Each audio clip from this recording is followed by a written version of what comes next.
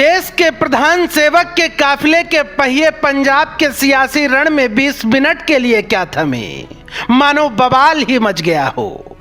क्या पंजाब, क्या दिल्ली, क्या राजस्थान, सियासी भूचाल ऐसा खड़ा हुआ कि नस्तर से चुभने वाली सर्द के तेवर भी नरम पड़ गए। दरअसल इस मुद्दे की तासीर इतनी तल्ख हो चुकी है कि कोई जरूरत ही नहीं कि मामले को विस्तार से बताया जाए। बस इतना जान लीजिए, भाजपा नेता शुक्र मना रहे हैं कि पीएम मोदी बच गए, वरना पता नहीं पंजाब में उनके साथ क्या हो जाता। भाजपा नेताओं का गुस्सा इतना चरम पर है कि छुट भये नेता से लेकर दिग्गज नेता तक कांग्रेस को पानी पी पी कर कोस रहे हैं। कांग्रेस पर किस्म किस्म के आरोप लगा रहे हैं, जैसे ये कांग्रेसी प्रधानमंत्री से नफरत करते हैं, कांग्रेस प्रधानमंत्री को मरवाना चाहती है, और अलग अलग प्रकार के आरोप। खैर, इसी फहरिस्त में राजस्थान भाजपा के दो दिग्गज नेताओं के बयान सुनिए, जिसमें उन्होंने मुक्त कंठ से कांग्रेस को कोसा ही नहीं, बल्कि यह भी कहा कि इन कांग्रेसियों को जेल में डाल देना चाहिए। भारत के प्रधानमंत्री जी की हत्या करने का षड्यंत्र ये कांग्रेस रच रही है। इसका ताजा उदाहरण 5 जनवरी 2022 को जो माननीय प्रधानमंत्री जी पंजाब की फिरोजपुर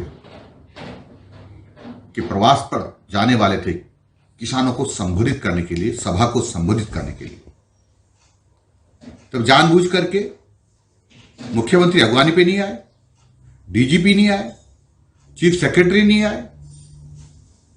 इससे साफ झलकता है कि षड्यंत्र था। पंजाब में प्रधानमंत्री जी के काफिले को रोकना, उनकी सभा को न होने देने के लिए प्रपंच करना, इसकी जितनी निंदा की जाए उतनी कम है। ये सिद्ध हो गया है कि अपने डूबती नैया को पार करने के लिए कांग्रेस पार्टी, उनका आलाकमान अब ओछे घंटों पर उतराया है। निश्चित तौर पर संघवाद का अपमान है, संविधान का अपमान है। प्रधानमंत्री किसी दल के नहीं, पूरे देश के हैं, और जो व्यक्ति विश्व का सबसे लोकप्रिय हो, उस सबसे विश्व के लोकप्रिय नेता नरेंद्र मोदी जी के साथ इस प्रकार का व्यवहार निश्चित तौर पर ये लोकतंत्र का, संविधान का अपमान है। पंजाब ने, हिंदुस्तान की जनता कांग्रेस के कुकृत्य का शानदार जवाब देगी। कांग्रेस को ये कार्य महंगा। खैर, भाजपा के अपने आरोप थे तो कांग्रेस की अपनी दलील।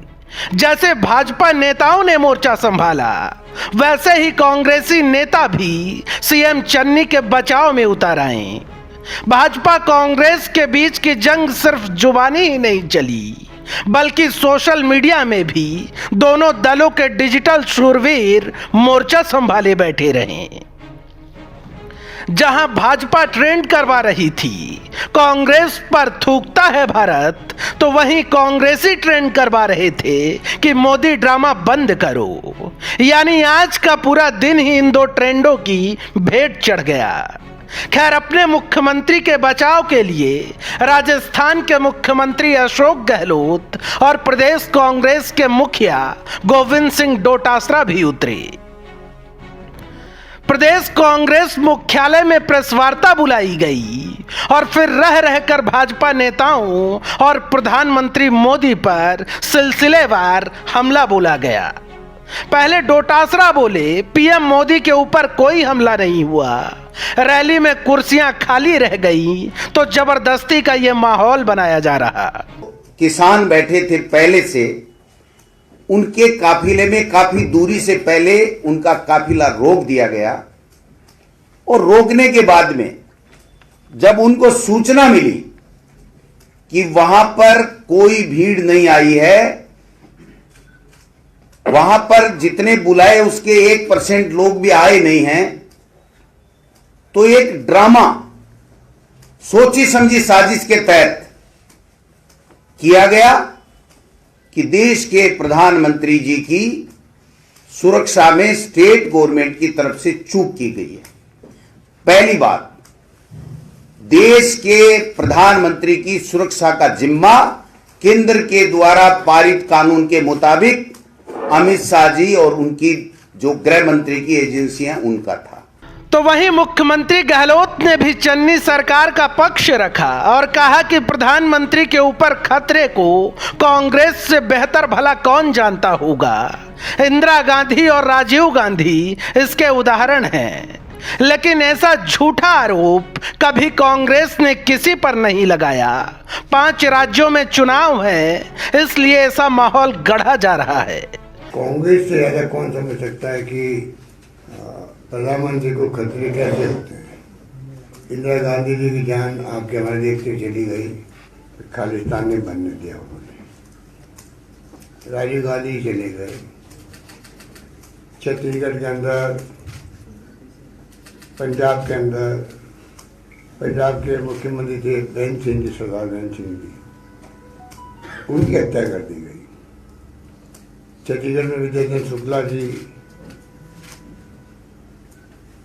महेंद्र कर्मा जी जो वहाँ के विपक्षी नेता थे, वहाँ के पीसीसी प्रेसिडेंट थे पटेल साहब, वो सब मारे गए। 22 लोग मारे गए एक साल के अंदर। तो कांग्रेस के तो आज़ादी के पहले से ही जो गांधी जी ने हमें सिखाया है, वही संस्कार, वही संस्कृति, वही परंपरा, वही अहिंसा को आत्मसात करके चलते हैं।